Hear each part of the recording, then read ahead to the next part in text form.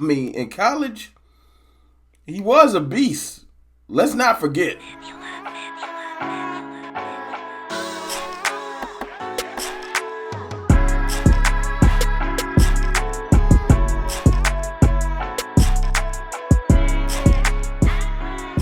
Good people. It's your boy, Mr. Rome. Cowboys fan talk. Right back like I never left. What's good with y'all, man? Happy Saturday. Listen, about to go take one of my youngest to a little birthday party, you know what I'm saying? But you know the Cowboys thoughts don't stop. I had a thought, man. Look, we might be overlooking some players we already have on this team and not allowing them to step up into their rightful place that they need to take on this team.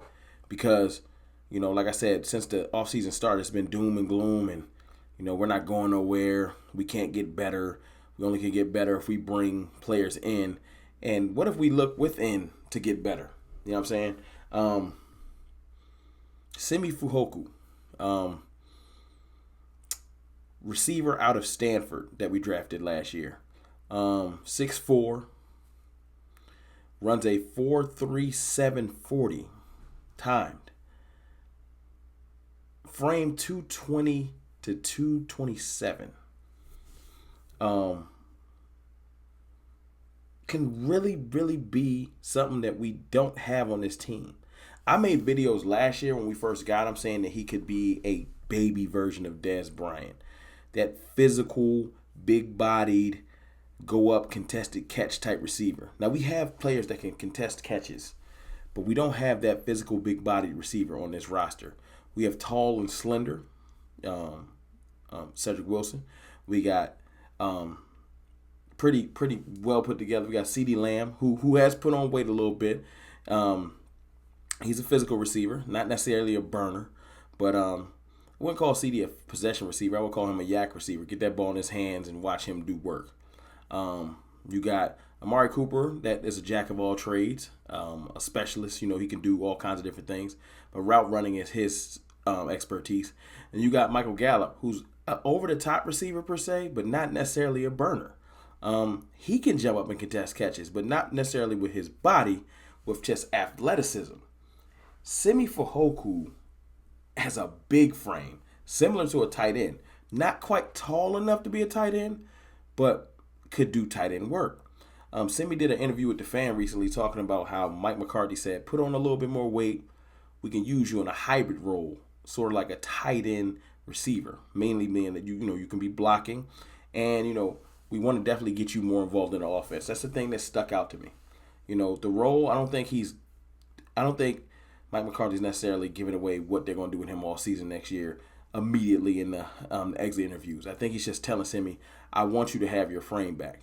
See, because Simi said he lost weight since he came to the Cowboys, right? So he's going to put weight back on. I'm pretty sure his speed should be preserved, no injuries and nothing like that. He played at a heavier weight in Stanford and ran that 4.37. So even if you want to call it a 4.4, that's pretty good speed. The boy has some ability. He definitely has some ability. He talked about how Amari Cooper took him under his wing this year. He learned a lot about route running, where to dip his hips in routes, where to drop his hips in routes. Just ways to run the NFL route tree. He said in Stanford, the playbook was a little bit more straightforward. He said the Cowboys playbook is a lot more conceptual, and he had to learn and adjust to that. But he feels like after a year in the system, he understands it a little bit better and he's ready to contribute. I'm ready to see him contribute, because you got to think, if Amari Cooper's gone, and I know y'all tired of me saying it, but look, this is on theme with the week. We just ripping the Band-Aid off. Brace for impact. You see the crash coming. Don't run from it. You know what I'm saying? If Amari Cooper's gone, and as I've said, I don't want him to be gone. It's just the tea leaves. If you read between the lines, everything is leading towards that. So if he's gone, CD bumps to number one. I told you we'll talk about CD being ready for number one soon. I swear we will. Because I do think, I was going to say, spoiler alert, I think he's ready. But we'll talk about it a little bit more in depth. But if CD bumps to number one, and say Michael Gallup gets a contract bigger than what Stephen Jones is going to offer him. Because Stephen Jones is going lowball and play this whole stay in Dallas, heal up, and Michael might take it. Especially with Coop going, he might think, I can be the number 2. But Gallup already kind of been the number 2. He might be able to go somewhere and be a pseudo number 1. Am I pushing Michael Gallup out the door? No. Well, Michael Gallup 1 ain't going to be ready till November, tops. So if Michael Gallup's not even ready till November, that's like at least 1/3 to 1/2 of the season. A little bit over, for real. That's on a speedy recovery. So then you start thinking, okay, if we do re-sign Cedric Wilson, this conversation is mute. But if Cedric Wilson leaves, does Simi move up to receiver 3?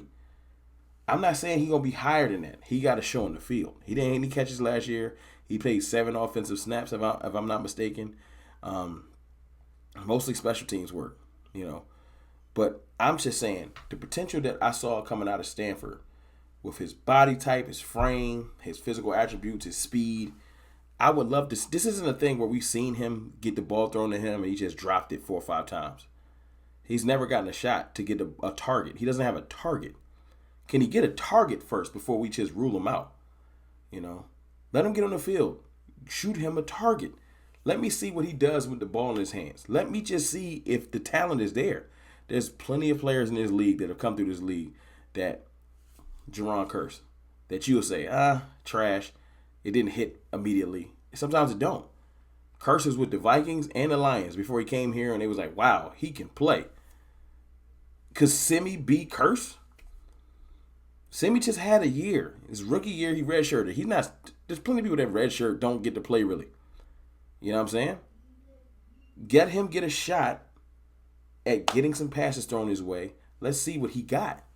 He could legitimately be our number 3. Everybody's saying we don't need to draft a receiver in the draft and all this extra stuff, and I'm not necessarily, because you're seeing the thumbnail, I put CeeDee Lamb Semi Fehoko, because that question mark is Traylon Burks in my mind. I'm on that train. That's my dude. It is what it is. Because there's an extinction level event. There's a worst case scenario that could happen, right? Where we lose Amari Cooper because of financials, and Michael Gallup goes somewhere else because of financials gains. And then we're sitting there with just CeeDee Lamb. And even if we sign Cedric Wilson and we bring in a rookie receiver, Semi Fehoko is going to have to contribute no matter what. I think no matter what, even if we keep Gallup. Because if we keep Gallup, we probably going to lose Cedric. Cedric's earned a little bit more than $2 million a year. We losing some people. We only have like 2-3 receivers under contract right now, and we're talking about getting rid of one of them. So Semi Fehoko, one of the people that we do have under contract, it might be his time, man. I just want to know what y'all think, man. Am I tripping? Am I reaching? Am I being CFT too optimistic? I'm not saying he's going to come and be Dez Bryant. I'm saying his physical attributes and his potential, can we see it realized before we just throw him in the trash and act like he's not there? You know what I'm saying? Let him get a shot. Malik Turner's been showing us that he might be somebody that we might need to keep too. We'll get to that. We'll get to Malik Turner too. But I'm thinking, hey, Semi Fehoko, 6'4", runs at 4.37, 220 to 227, big body receiver. You can't just ignore that. And if you do, it's kind of negligence. But I just want to know y'all thoughts, man. It's Saturday afternoon. Y'all let me know what y'all thinking. Tomorrow, I told you I'm going to do this live. We're going to talk about this line and how I don't think the front office is giving up on our players that we got already. And I don't think they're going lineman with the first pick in the draft. Y'all let me know what y'all think, man. It's your boy, Mr. Rome, man. Y'all enjoy the rest of y'all Saturday. Peace.